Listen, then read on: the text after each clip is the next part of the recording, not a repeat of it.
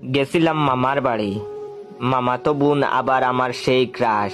এবার দেখলাম মামাদের বাথরুমে যে যায় সেই দেখি জুড়ে জুড়ে গান করে। ফার্স্টে ঢুকলো আমার মামাতো ভাই। সে বাথরুমে ঢুকে এই গানটা গাওয়া শুরু করলো।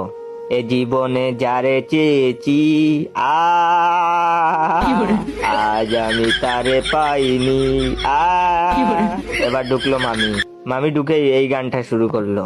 দিলবার দিলবার, ও দিলবার দিলবার, होश ना खबर है ये कैसा आचार है तुमसे मिलने के बाद दिल बार।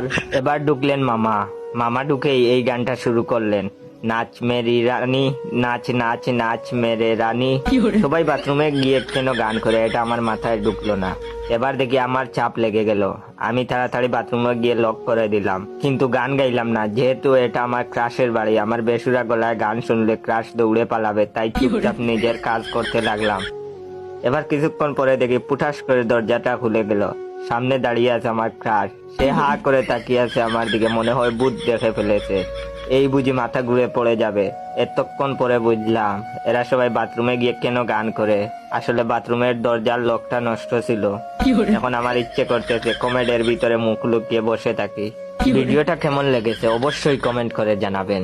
আর হ্যাঁ, আমার এই ভিডিওটা আপনার 10 জন বন্ধুকে শেয়ার করে তাদেরকেও একটু হাসানোর ব্যবস্থা করে দিন।